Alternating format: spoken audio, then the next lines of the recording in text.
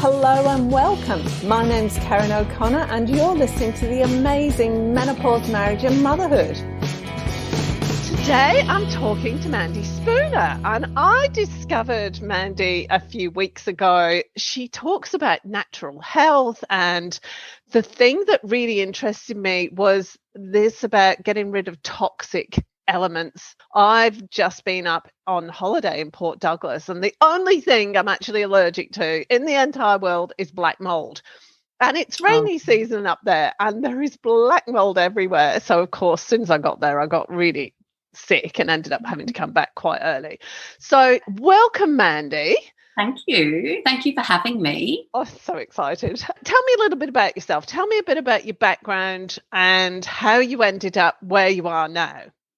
Great question. Well, I am Mandy Spooner, as you said, and I live on the Sunshine Coast in Queensland, although it's not so sunny today. It's a little bit wet and windy, so you might even hear some rain, actually. And I have 2 boys and 2 dogs. I've got one of them next to me here, actually, and thankfully just one husband, so that's good. And yeah, as you said, Karen, like I'm actually really passionate about health, hydration. That's a really important part of health, and living a low tox life and contributing to an eco-friendly planet. And they're things that are really important to me. And I love that I actually have created a business that has all of those passions in it. And I've always been, I guess to answer your question, how did I kind of get here? I've always been relatively healthy, not always. I did go through a period of adrenal fatigue, and that was actually a real light bulb moment for me, because despite going to like doctors and having sleep apnea tests and doing blood tests and doing all of that stuff, once I actually fixed my nutrition, and I know that because I did a 30-day nutrition program, I was a different person. And it was a real light bulb moment for me that, nutrition does work. It's not just made up stuff. So that was my health journey, and that led me into my eco-friendly journey. And then from there, that led me into my low tox journey. What do you mean by low tox? Let's go to that one first, because there's a lot of other stuff, but the low tox thing really intrigued me, because we don't really have what you said about changing your diet. I had to do that a few years ago. Similar kind of things where I basically had to cut out everything and then slowly reintroduce things to see what it was that it impacts my body. We don't get how much things impact us. But let's go on to the toxicity thing. What the low tox lifestyle, what do you mean by that? Yeah, and that's a really great question, Karen. And interestingly for me, I'm going to say it actually started with products, really removing products with toxins in them. And then that always then leads on to obviously the food as well. And just, I'm sure you know that we live in a really toxic world, and way more toxic than our parents and their parents did, I believe. And we can't even walk out the door without breathing in toxins. We eat them and we put them all over our skin. If we're drinking not filtered water, we're drinking them. And if we're not having a filter on our shower, we're showering in them as well. So we're really overloading our body with toxins. Again, as I said, eating and the products as well. So, and then a toxic body, if we're putting all of these toxins in our body, I guess it's like a garbage bin. And if you're not detoxifying, if you're not drinking good water, or you're not eating well or detoxing your body, then this is all going to accumulate, and toxins lead to disease and illness. And it can start off quite small, because it's really the accumulative effect of all of these toxins. I'm not completely tox-free at all, but I make a really big effort to really lower the toxins, because they're just disruptors in our body. And you may not notice it at first, but it is going on. What toxins have you eliminated, and what did you find were the most important ones to get rid of, to cut out of your life? Yeah, I always say, look, important ones. I always say start with the one that you use the most. So if it is a body cream, a moisturizer, or just use it. I'm always a one at a time person, and I'm actually just about to run a challenge in a couple of weeks, which is just 4 simple steps, one at a time. Just pick one thing at a time. So I'll always say pick the thing that's bothering you the most, or that you just intuitively know. So it could be bleach. You could be like, I know I shouldn't be using this. That's what I'm going to replace. And actually, I don't know if we touched on this previously when we chatted, but one of the things that I do, and I think is really important to do, is ask for help. Because I didn't know all the answers. And I love now that we all can just put on Facebook, and I'm looking to find a non-toxic product to replace my body cream. Has anyone got any ideas? And then you get 20 comments of what you can do. And there's so many companies now that literally do non-toxic products. And for me, in eco-friendly packaging, there's one company in particular on the Sunshine Coast that whenever I want anything. So yesterday was laundry liquid, jumped onto their website, typed in laundry liquid, great. Here's a non-toxic, safe laundry liquid that's not in plastic packaging, big tick, ordered. It actually just arrived, which is great. So I think probably asking for help is a really big thing, doing one thing at a time. And I mean, and if you don't intuitively know what it is you shouldn't be using, just pick one thing and just start there. There is an app called Chemical Maze, which you can go on and you can have a look at the ingredients of things. And there's the red face for that's no good at all. And you've got the orange face and the green face. Doesn't happen overnight. It's a big, massive learning. I interviewed a girl last year, actually, who has been working in this environment for like 25 years. And she said, I still don't know everything. So I guess not to beat yourself up. It's a journey, and just do one thing at a time. That is actually the best advice, because I'm an all or nothing person, you know. If I'm going to do something, then I do it big style. But that also sends me into overwhelm, because so the Chemical Maze, I had a little red book years ago. Is it an app that's built on that book? I believe it is. Yeah. Wow. I'll have to download that, because when my youngest was very little, she kept getting these red rashes. They weren't itchy or scabby or anything, just these weird rashes. So I started looking at all of the different additives that were in our foods, all of the washing powders, the soaps, the shampoos and conditioners and everything like that, to try and figure out what was causing this rash, because she was only about 18 months old at the time. And I bought that book. I was horrified as to how many things I could not buy if I was going to cut out the additives and the potential toxins from what the kids were eating. So, yeah, I hear you. What was it that made the biggest difference for you personally? That's a great question. And do you know what? I'm actually going to say my shower filter. That's the Enagic one, is it? Yeah, and interestingly, this isn't a sell at all, but for me, it was another light bulb moment, because I've been with my husband for 22 years this year. And when we first met each other, I had this dry, itchy back, and I would always get him to put moisturizer on it. And of course, for the first 6 months, that was great. That was wonderful. But after that, do we really need to keep doing this? And I got my shower filter nearly 3 years ago. So until 3 years ago, I was still moisturizing my dry, itchy back, where if I went like that, it would get like, it was horrible.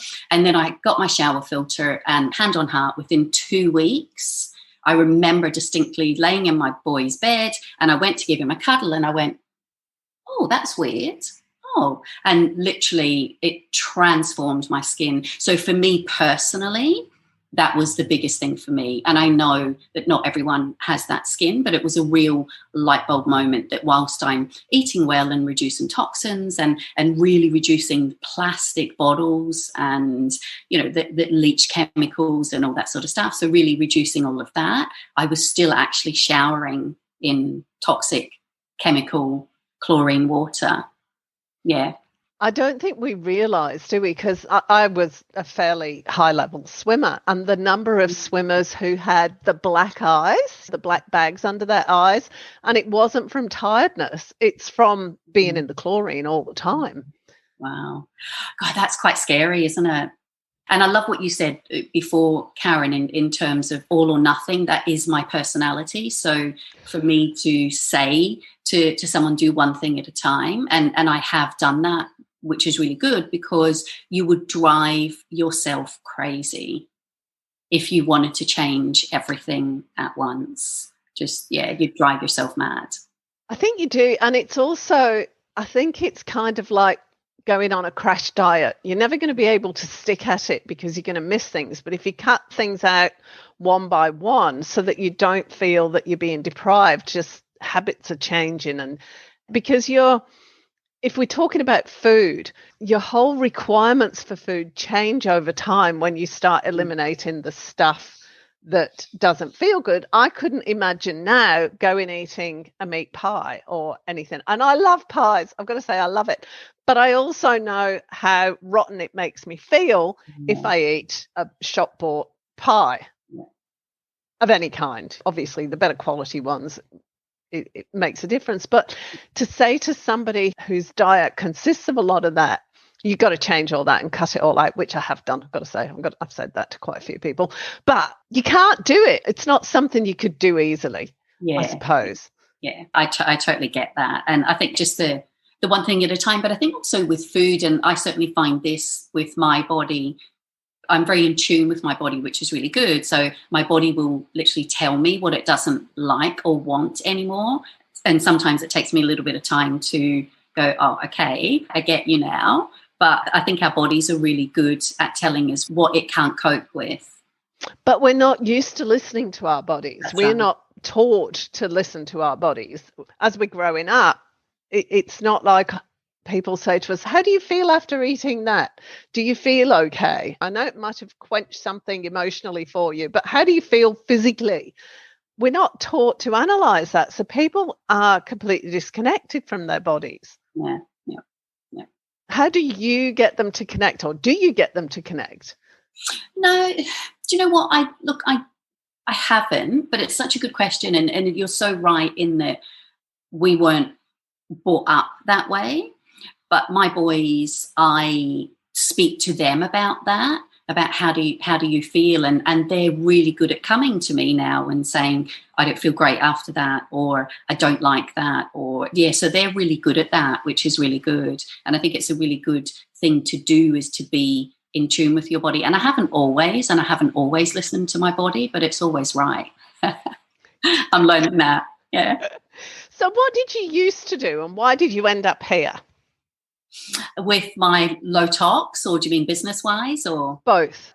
So where's your life come from, and how did you end up here, and what's your vision for the future? Where do you want to go? Well, as I said, when I had the adrenal fatigue, I actually did a 30-day program, a nutritional program, and then that was the massive light bulb for me. So I started doing that. I was selling that nutritional program for a few years, and then I came into my eco-friendly journey. And I'm, again, an all or nothing personality. And when I find stuff out, I find it hard to not act on it. And then I just go down that, finding out all the information that I can about it. So I came across an article by Sarah Wilson, I Quit Sugar. And she had, in her article, was saying that takeaway coffee cups weren't recyclable. And I remember reading the article thinking, no, that's not right. No, you haven't got that right, because we're led to believe that they are, or I was certainly led to believe that they were. And it turns out they aren't, because they've got a plastic lining in the inside of them. So that led me, and I've got this amazing photo actually, like way down on my Instagram page, which is, and I've said to people, what is this? And it's a circle, and then it's got just a loose plastic lining thing. And it's the plastic lining of a takeaway coffee cup. So that led me down doing all my eco-friendly stuff. And I started with, I'm still on single-use plastic, but I started with the big four, which were water bottles, which I don't drink bottled water anyway. I haven't for a long time. But the straws, coffee cups, and plastic bags. And that was then before the plastic ban came in. And now I really educate and inspire other people to not use single-use plastic, because look, knowing where to start, it definitely is I know it's just that thing, isn't it? It's like, just start. And I know that's not as easy for some people, but now in 2021, it actually is quite easy because there are so many companies out there that will only sell non-toxic, eco-friendly products. So there are alternatives there. So it's an easy thing to do. And then I came across my Enagic water filter, and I've always been a really big water drinker. And then when I came across this product, I'm going to say what sold me, and I don't particularly like using that word, but what kind of got me was that I can actually use it to replace a ton of products in my home. And from an eco-friendly point of view, that made me really happy because I don't buy any products anymore. I have 3 glass bottles on my kitchen bench and they clean my whole house. And I get the water from the machine and I just clean my house with it. So that was like, yes, I don't have to buy any more plastics. So it actually made my journey easier, and I guess kind of catapulted my journey a lot faster, which was really good. And then, as I said, then the low tox stuff came in because I was like, okay. So it's not just an eco-friendly thing, it's actually low tox, which is really important. And we've been really blessed in our household to not have, actually, even funny enough, I was taking my boy to school this morning and he said, we never get sick in our house, do we, Mum? And I said, no, it's very, very rare that we do. So we're very blessed in that sense. I haven't had any toxic journeys to speak of, apart from my skin, which was a big aha moment. But I don't know, it didn't seem to make me ill as such. So that's where I am now. As I said, I feel very blessed that I have this business that brings my 3 passions together. And during my journey, I guess what I saw and came across is that the knock-on effect of me educating people. So I don't mind being on camera, I don't mind talking, I don't mind doing any of that. So when I started to educate people, I was then inspiring people. And now I love when my friends say to me, I went to the supermarket the other day and I was going to buy this and I thought of Mandy, so I didn't. And I was like, yes, my job is done. So where it's going to go, Karen, do you know what? I'm not 100% sure. I feel I'm coming to a product of my own, but I don't know what that is. I've just put it out there. And because for a long time I've been, I guess, promoting other people's products and products that obviously that I would only use myself and that I really, truly, truly align with. What you're saying about the toxins and the plastics and the products and everything, we moved into the house that we're in now and we have a bioseptic sewer system. So it's not just your usual septic tank, it's a bio something, breaks it down, and then the water goes out onto the paddocks and the garden and waters all that.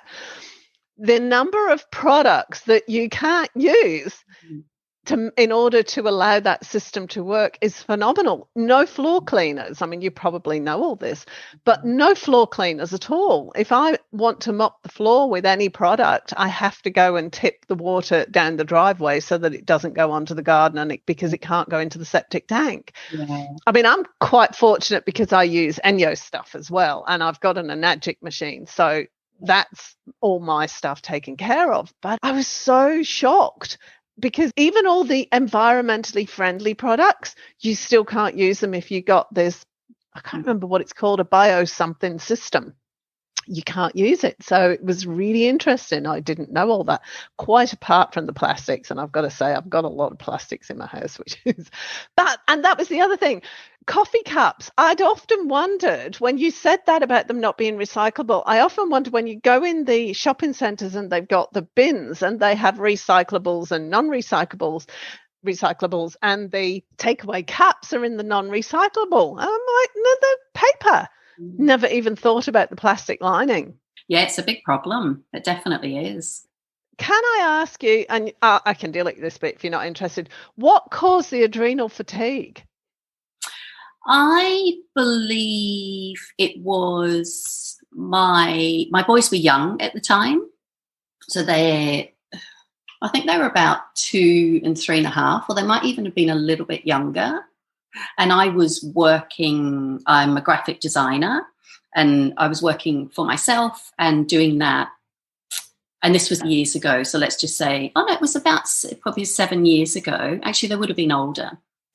but my all or nothing personality. So, and the people pleaser in me, and I'm only one person, but I would take on lots of work. So basically I was working late at night and then back up early in the morning with the boys, and just burning the candle at both ends and not eating well. So I was doing that, getting up, having a coffee in the morning, and then having some toast, and then just working and the boys, and then having toast again. So definitely a mix of burning the candle at both ends and having two young boys and not eating well. So literally just not looking after myself.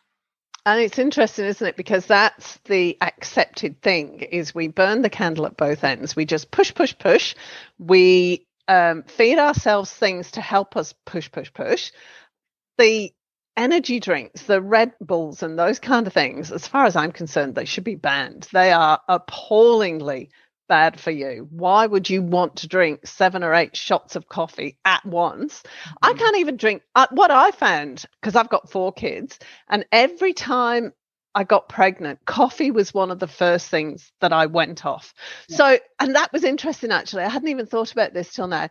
What I found is that all the things that I went off during pregnancy are the stuff that aren't good for me, that I know I can't eat now. Tomatoes is one of them.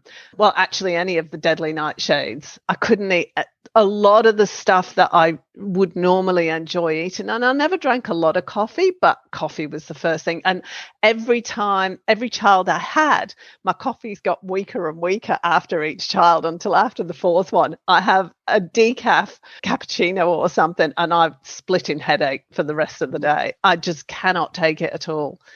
I'm okay with tea, but coffee, no. And that ties in with what you were saying before about our bodies actually know. And when I was pregnant, my body knew, don't eat the nightshades, don't eat too many legumes, don't drink coffee, don't take any alcohol, all the stuff that I'd normally enjoy doing. No, couldn't do it. It and really I think does. as well, I always say that we know, it just takes our mind a lot longer. Our heart knows and our body knows, but it takes our head a lot longer to accept that we can't do that, because it's crazy. Yeah, I always say that we know, all of us know what to do, we just don't always do that. And someone had said to me the other day about saying to your children, I've got one boy who is not a great eater at all, and it's been a 10-year journey, and I say to him, as your mum, I need to be able to guide you onto a healthier path. And of course it's the mum-son thing that we're butting heads at the moment. But a friend said to me, why don't you say to him, would you feed your dog chocolate? Because we've got 2 dogs that he absolutely adores. And of course he would say, no, well, I wouldn't do that because it's toxic to them and it's not good for them. And it's the same as me feeding you the chocolate and sugar as well. So we all know what to do, but we don't often do it. One of my boys, for probably 3 years, his diet consisted of cheese and Vegemite sandwiches at lunchtime, and then pasta with ham and cheese on at dinner time, or occasionally fish fingers. And that was all he would eat. He was shocking, hated vegetables, hated everything. He eats really healthily. He doesn't eat any sugar. He doesn't eat any processed foods. He's actually really, really good. One of my nephews, he was the same. He'd sit and he'd sob over his dinner because his mum was making him eat green stuff. Oh, well, you've given me some hope, Karen, so thank you. What do you do now, having gone through all that adrenal fatigue and having burned the candle at both ends and eaten to just keep your body going and to wake yourself up and all that kind of thing? Because that is considered to be acceptable behavior. That's what you're expected to do, not just acceptable. That's what we're expected to do in our society.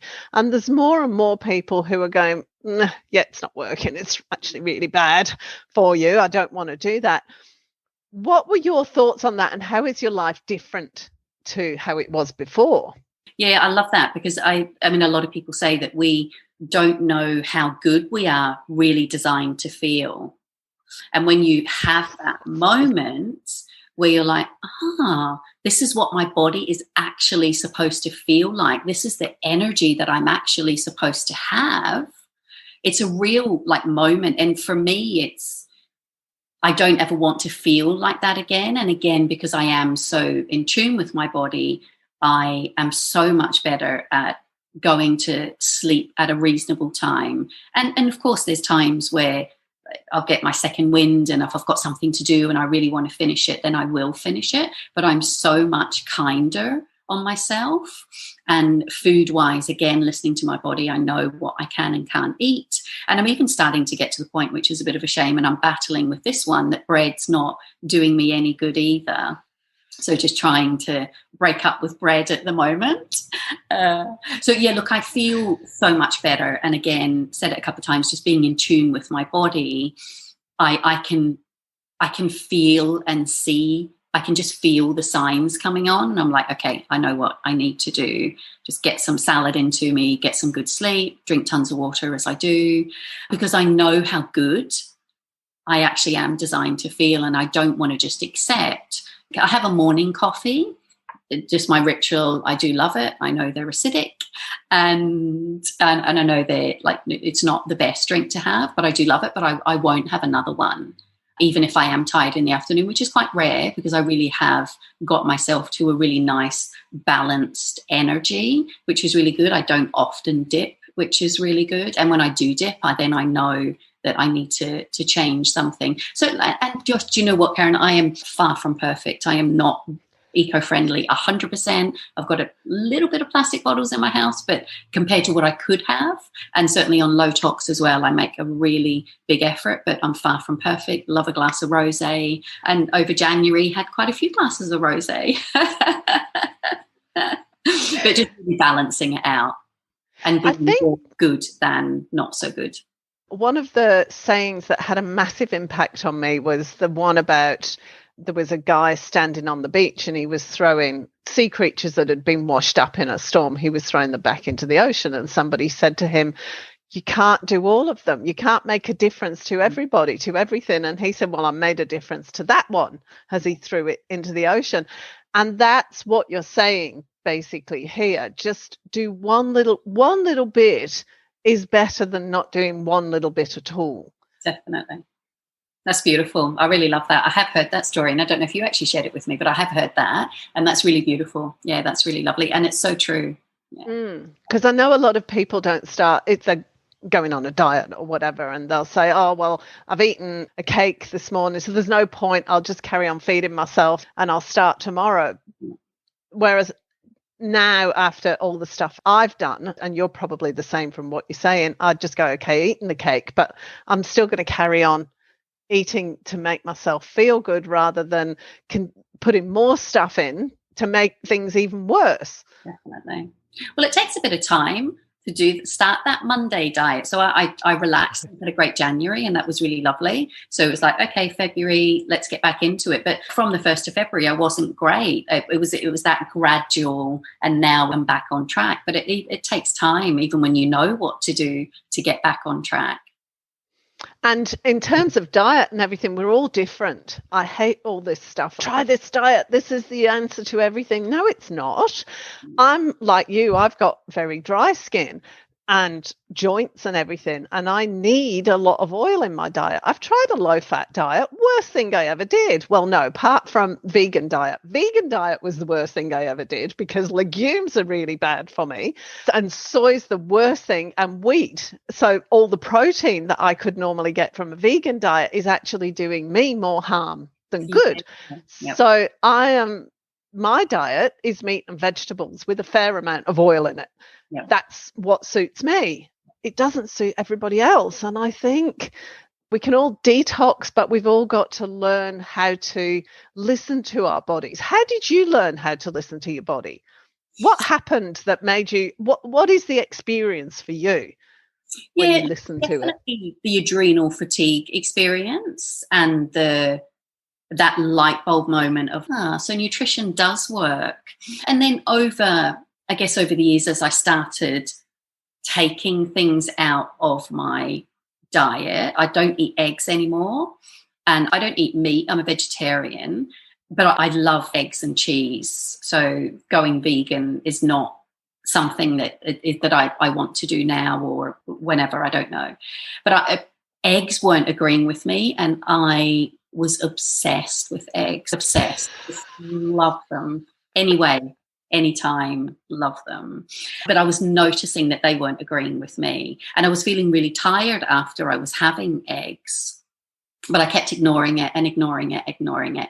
And then one day I literally had my poached eggs again on a Sunday. And I kid you not, Karen, with the click of a finger, I was asleep for 3 hours. And I was like, okay, I've heard you now. I've heard you. So I guess from that moment, and with the bread, I'm still doing it with the bread. It's like, okay, I heard you the other day. Yep, I was fairly bloated after that. Yep.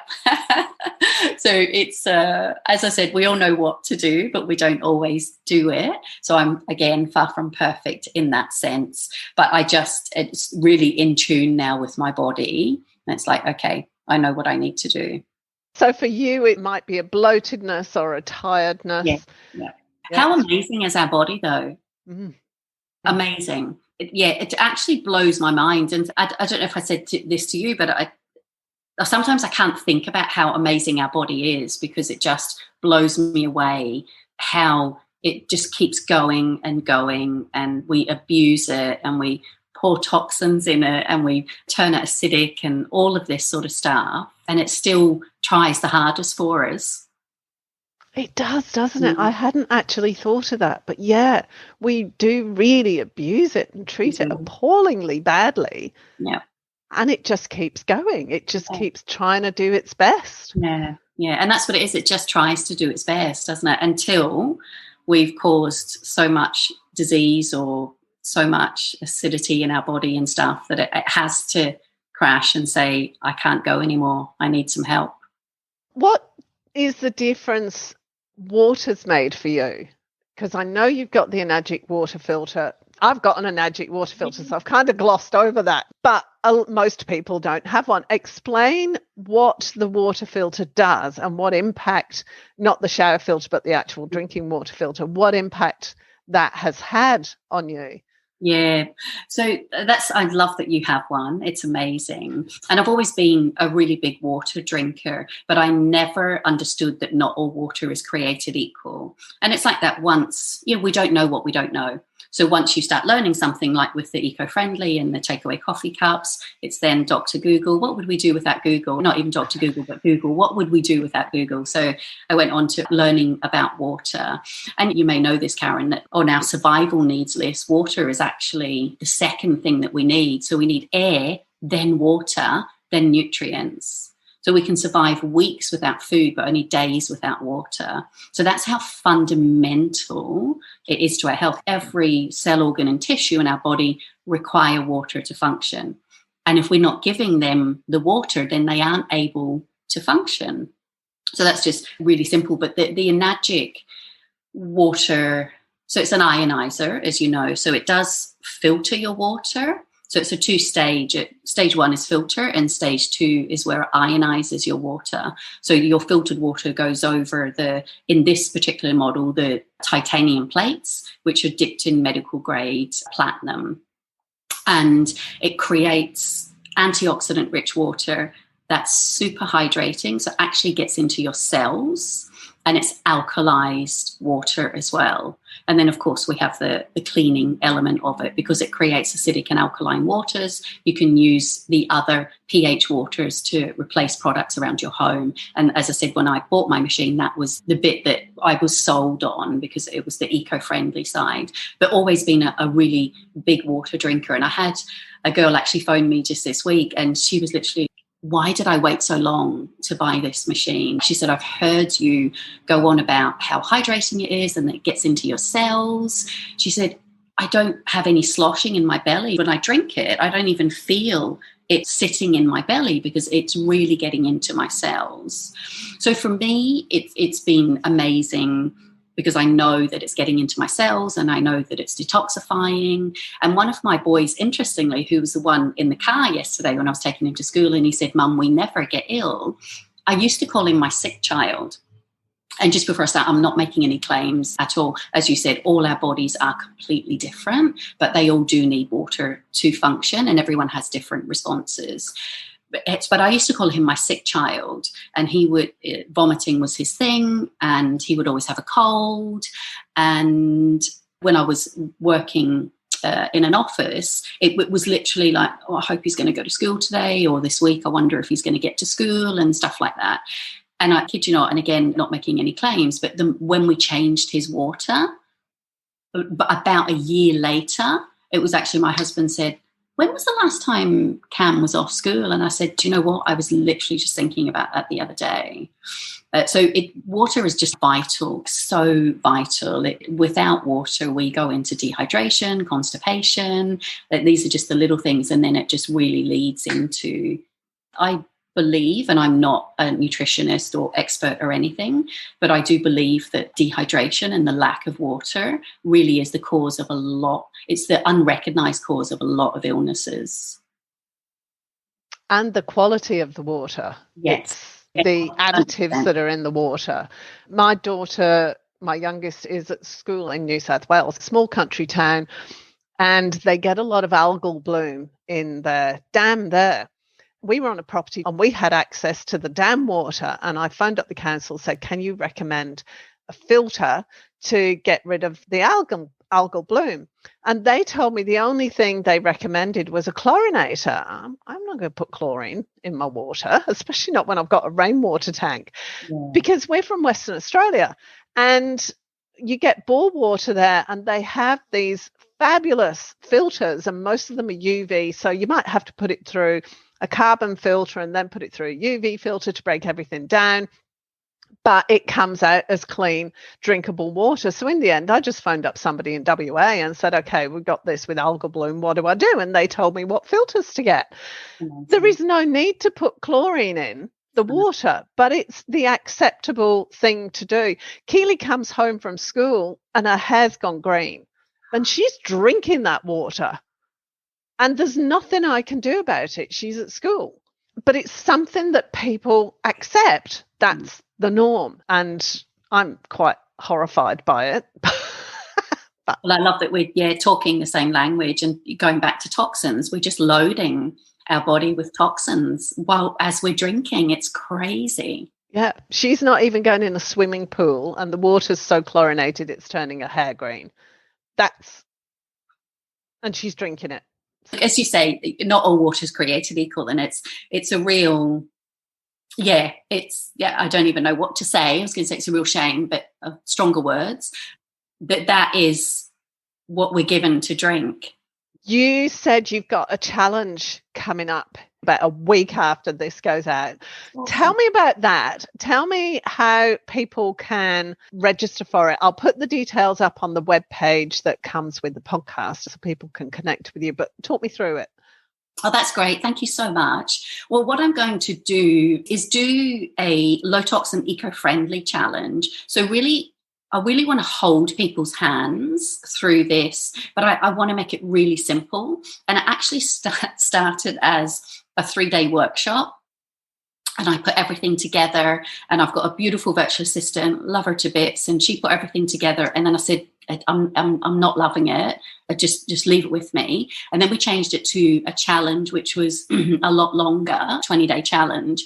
And she did all the work for that. And I said, there's just something not right about it. I can't work it out. Leave it with me. And then it came to me that I want to keep it so simple. So it's literally 4 simple steps. And the big thing is that I'm there in the group holding your hand. What do you want to change? I'll give you some suggestions. Here's how we can do it. And just to create engagement in a group where people can share either experiences, or this is what I use, or this is really good for that. So just 4 really simple steps. So I've got a group for that. But what I might do is I can give you my website, and I'll give you my Instagram page, because the information will be on there as well. Great. That's fantastic.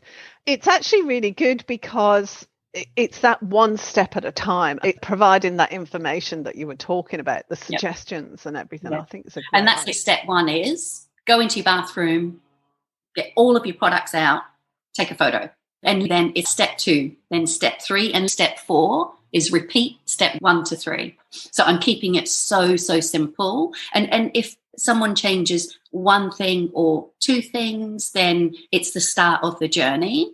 And that's what's really important. Just starting, taking action is the key.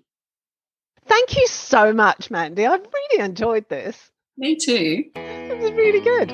I think we could talk for a long time. I reckon we could. There's so much I want to ask you. Head on over to the website for more information about this episode and more information about my guests. And don't forget to subscribe. We'll love you forever. Thanks so much for tuning in. See you next week. Bye.